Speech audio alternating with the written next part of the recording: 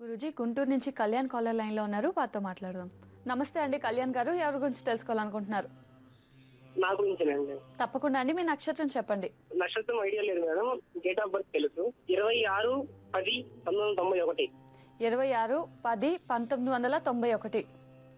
అవునండి. పుట్టిన సమయం చెప్పండి. నా పూర్తి పేరు కళ్యాణాచారి. 2 o'clock అండి. మధ్యాహ్నం 2 గంటలకా? మధ్యాహ్నం 2 గంటలు. సరేనండి కళ్యాణ్ గారు, మాట్లాడండి గురూజీతో. నమస్కారం అండి. నమస్కారం గురూజీ గారు.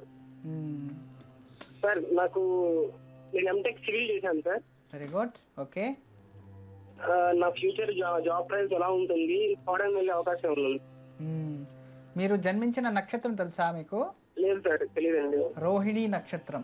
అవునండి. రోహిణి నక్షత్రంలో వృషభ రాశిలో జన్మించారు. ఓకే. జాతకం చాలా బాగుంది. మీరు అనుకున్నట్టు జీవితంలో మంచి స్థానానికి వెళ్తారు.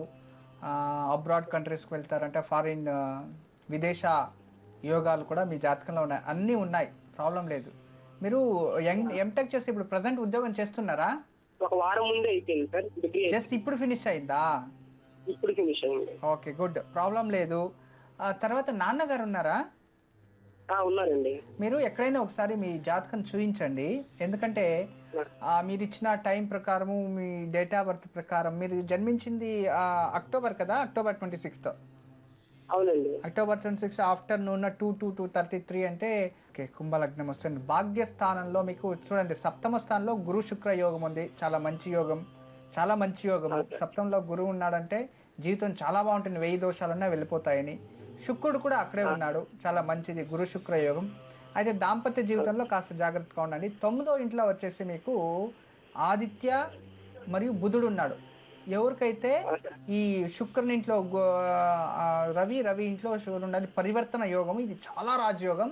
అయితే పితృదోషం కూడా కనబడుతుంది. మీరు ఎన్నో కొడుకు మీ నాన్నగారికి? జ్యేష్ఠ పుత్రుడు. మీ జాతకంలో పితృదోషం వచ్చింది. ఇది లేటర్ ఆన్ నిదానంగా దీని ప్రభావం మీ పైన రావచ్చు. అందువల్ల మ్యారేజ్ బిఫోరే ఎక్కడైనా మంచి జ్యోతిషులు ఉంటారు, వాళ్ళ దగ్గర పోయి విచారించండి, నా జాతకంలో పితృదోషం ఉందా. ఎవరికే కానీ లగ్నం నుంచి 9వ ఇంట్లో రవి మరియు బుధుడు ఉన్నారంటే అది పితృదోషం అని కన్ఫర్మ్. అలా ఉంది అంటే మీరు చక్కగా పితృశాంతి ఒకటి చేసుకోండి, సరిపోతుంది. ప్రజెంట్ ఉద్యోగం మీకు కలిసి వస్తుంది, ఉద్యోగంలో ఏం ప్రాబ్లం లేదు.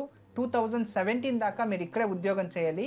ఆఫ్టర్ 2016 ఎండ్ 17 స్టార్టింగ్లో విదేశాలకు ప్రయత్నించండి, మంచి కంపెనీలో అక్కడే ఉంటారు. తర్వాత మీరు మ్యారేజ్ చేసుకుని జీవితంలో హ్యాపీగా ఉండొచ్చు, ప్రాబ్లం అయితే లేదు. లైఫ్లో మంచి ఫ్యూచర్ ఉంది, చాలా అద్భుతమైన జాతకం, చాలా మంచి యోగాలు అన్నీ కలిసి వస్తాయి. అయితే నేను చెప్పిన ఒక పరిహారాన్ని చక్కగా మీరు చేసుకోవాలి. మీరు ప్రతిరోజు కూడా ఆదిత్య హృదయాన్ని ఎంత పఠిస్తే మీకు అంత డెవలప్మెంట్ ఉంటుంది జీవితంలో. తర్వాత గురువుని గురువారం గురుదేవాలలో నేతి దీపం వెలిగించండి. ఇవి 2 ఫాలో అయిపోండి, వేరే ఇంకేమీ అవసరం లేదు. ఇంత చక్కగా చేసుకుంటే మంచి ఉద్యోగము, జీవితంలో మంచి పేరు ప్రతిష్ట అన్నీ కలిసి వస్తాయి. ఎప్పుడు మా ఆశీస్సులు ఉంటాయి. నమస్తే. కళ్యాణ్ గారు విన్నారు కదా, గురూజీ చెప్పింది పాటించండి, తప్పకుండా మంచి జరుగుతుంది. గురూజీ మరి ఆ మంత్రాన్ని వివరించగలరా? అంటే మంత్ర ప్రభావము ఫస్ట్ మీరు పెన్ను పేపర్ తీసుకోండి, మంత్రం రాసుకోవాలి. మీకు బోర్డు స్క్రీన్ పైన కూడా వస్తుంది మంత్రము. ఫస్ట్ నేను చెప్తాను, ఒక్కొక్కటే మీరు మనసులో చెప్పుకొని రాసుకోండి. ఫస్ట్ ప్రతి ఒక్క మంత్రానికి ప్రాణబీజాక్షరం ఓంకారం, అవును కదా. ఓం రాసుకోండి. ఓం హైం హ్రీం శ్రీం లీం హం సౌహ, అంటే సాకాత్వ సౌ 2 సున్నాలు, సౌహ జగత్ ప్రసూతై నమః. ఇంకోసారి చెప్తాను, క్లీన్గా వినుకోండి. ఓం హైం హ్రీం శ్రీం లీం హం సౌహ జగత్ ప్రసూతై నమః. చూడండి, మంత్రము క్లీన్గా చక్కగా రాసుకోండి, తప్పు లేకుండా క్లీన్గా రాసుకోండి జాగ్రత్తగా. ఈ మంత్రం ఓం హైం హ్రీం శ్రీం లీం హం సౌహ జగత్ ప్రసూతై నమః.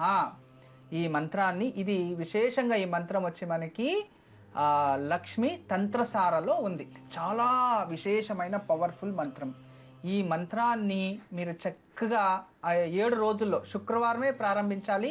శుక్రవారం ప్రారంభిస్తే మళ్ళీ శుక్రవారం వచ్చేలోపు 5000 సార్లు జపించేయాలి ఫస్ట్. తర్వాత ప్రతిరోజు 108 సార్లు జపించుకుంటూ ఉండండి. మీ జీవితంలో అసలు మీరు ఏమి సంకల్పం చేసినా మీకు లభించేస్తుంది. అద్భుతమైన మంత్రం ఎవరు ఊరికే ఇవ్వరు కదా, చూడండి, నా జీవితంలో సిద్ధి పొందిన మంత్రం.